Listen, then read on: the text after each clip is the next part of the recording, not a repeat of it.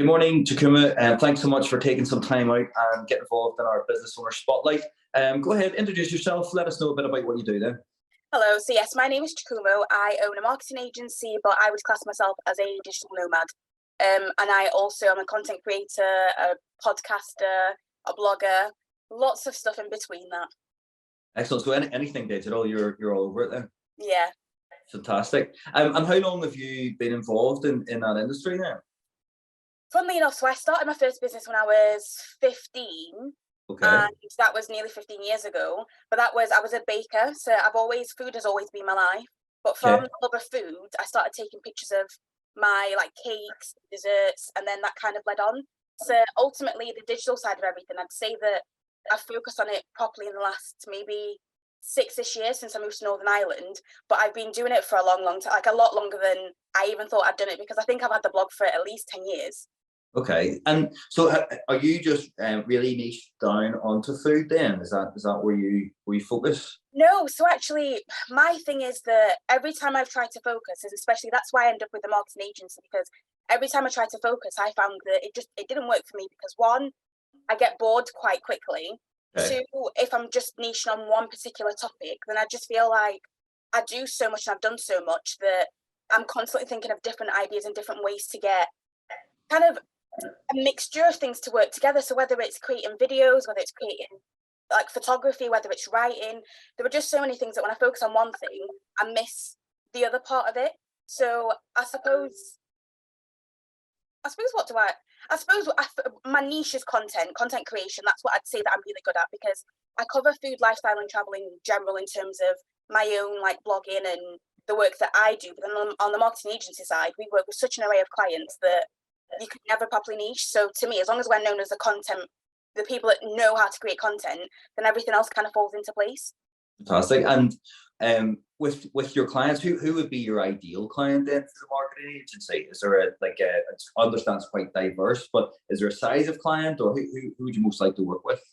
So we initially started working a lot with smaller businesses, but then I realized that smaller businesses don't completely understand everything that comes into digital, and explaining that takes so much time that I've realized that actually, and this is why we focus on creating content, because to me, if a client comes to you and says that they want content created, then they understand what that content, at least to an extent, they understand what that content's going to do.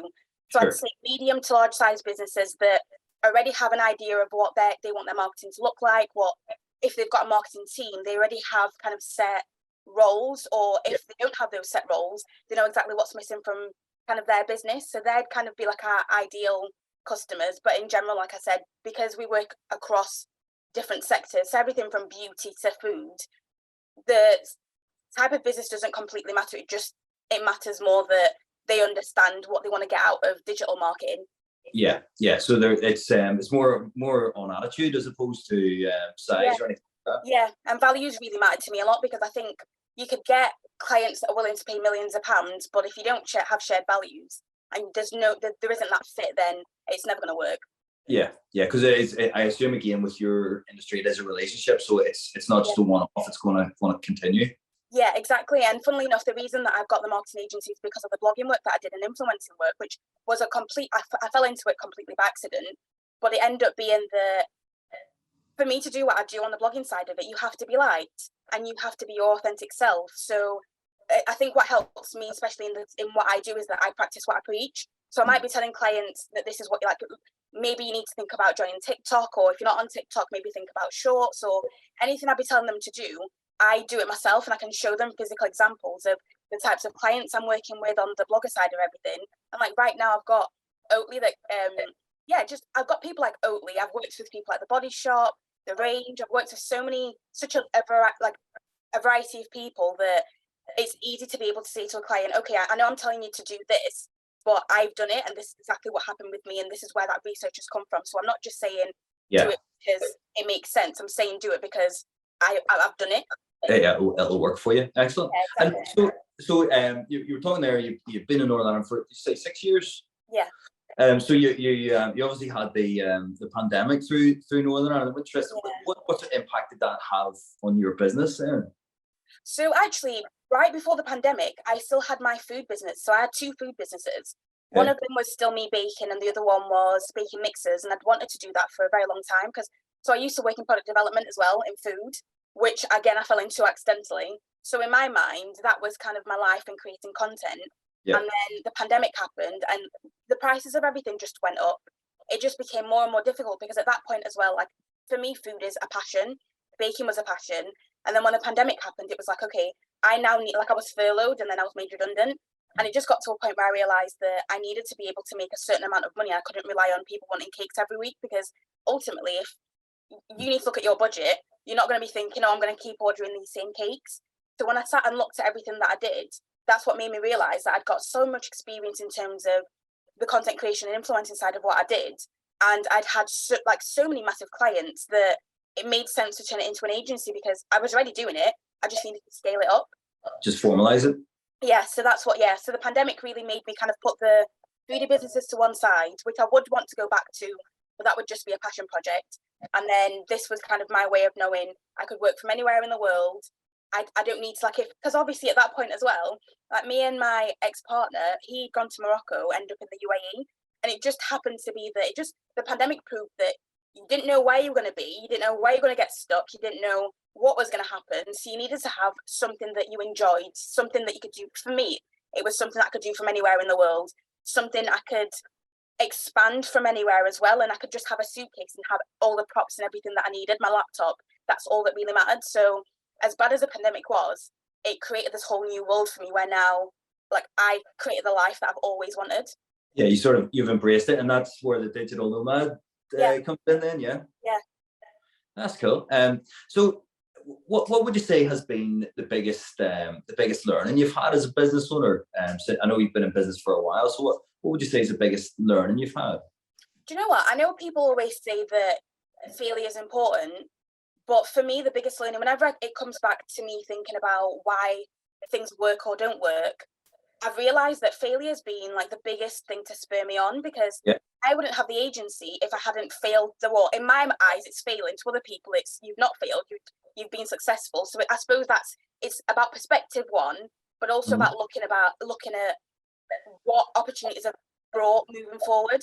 So where I'd have seen in the past that putting the food businesses to one side was a failure, actually that created the space for me to put the time into what I do now. Where in the past maybe like I'd failed my AS levels, and that's why I ended up moving and starting the business kind of at a bigger scale. That failure turned into what I do now. So I feel like failure is such a big part of what we do, but until you embrace it and understand what that physically looks like and what it's then brought on, I think then it's difficult for you to be able to measure it. But I think it's really important to look at what you class as failure. Yeah, so basically what you're saying is you've got to embrace the failure, because it's really a win if you learn from it, and it's what's made you who you are. Yeah, exactly. It really does shape you, but it shapes you without you even realising that it is at the time. At the time, obviously, you just consumed, whereas you look back and you're like, actually, I've built so many skills. I know what I like and what I don't like. There's just so much I'm able to talk about because of something I perceived as a bad thing. And it's interesting as well, and like obviously the pandemic was awful, there's so much bad that come out of it, but it is quite a common thing that people say they had that. It forced them to reflect, to take time out. When you did that, you actually realized how many skills and attributes you had that you could actually create a business out of it. Yeah. So would you say is that something you will do more of now, reflection, or is it something that you already did and you had that time to do a bit more? I think I've always reflected, because I'll always try and set myself goals for the year, but I never go back to properly reflecting a few times through the year. Whereas now I try to journal more, I try to practice gratitude, I try to every few weeks sit and look at, okay, what's working, what's not. If things aren't working the way I want them to work, what can I do about it? So I think in terms of how I reflect, I've changed what that looks like, but I do still reflect. But I think, like I said even before, it's even just looking and going, do you know what? I set myself these goals at the beginning of the year. It's halfway through the year. I've met half of them. So maybe I should be setting bigger goals. Maybe I should be setting myself things that I maybe never thought that I would be able to do. And that's where, for me, that reflection's come in the fact that actually when I sit and look at it, I've been able to achieve so much that I feel like I've pigeoned myself into like this little hole, when actually, like, literally, I know people say the world's your oyster, but there are so many opportunities. And when you're a business owner, it's on you to create what you want and what suits you. Yeah, absolutely. And again, it's that open mind to be able to go and get those opportunities and and take them on. What about, have you picked up any favourite quotes or sayings you've picked up along the way that have served you well? Yeah, so my favourite quote is, "Choice, not chance, determines your destiny." And I think it was Aristotle that said it. Okay. So Choice.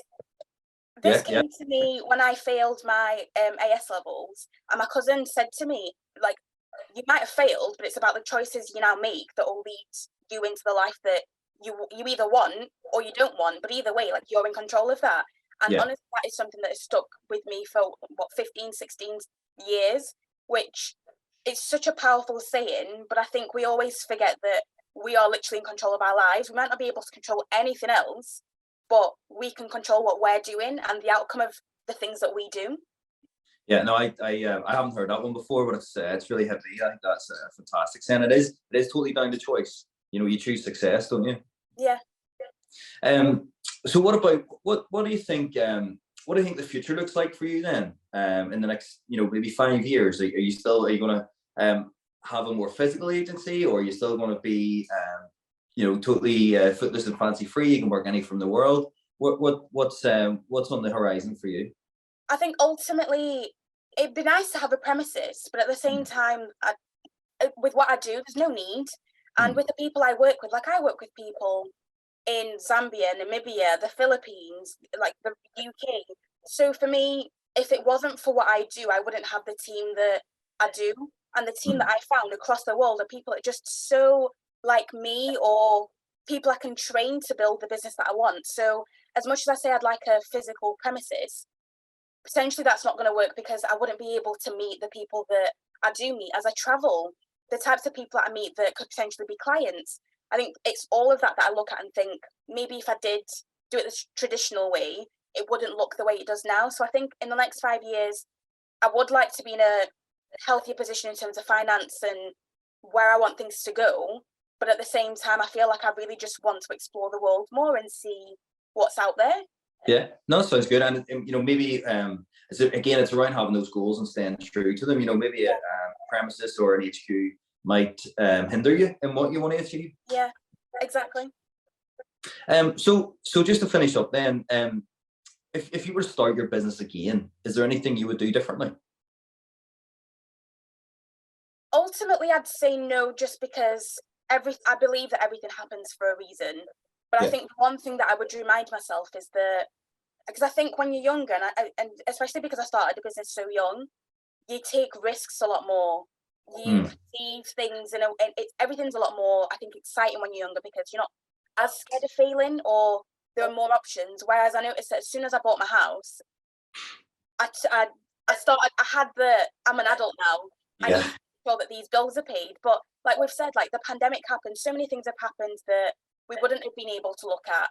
And here we are, like, I've still got a house, I'm still doing all right. So I think I'd just say to myself, or anyone that's starting a business, don't be completely silly and just take risk after risk. Take calculated risks, but maybe push yourselves a lot more, because I think we get used to being in this bit of comfort.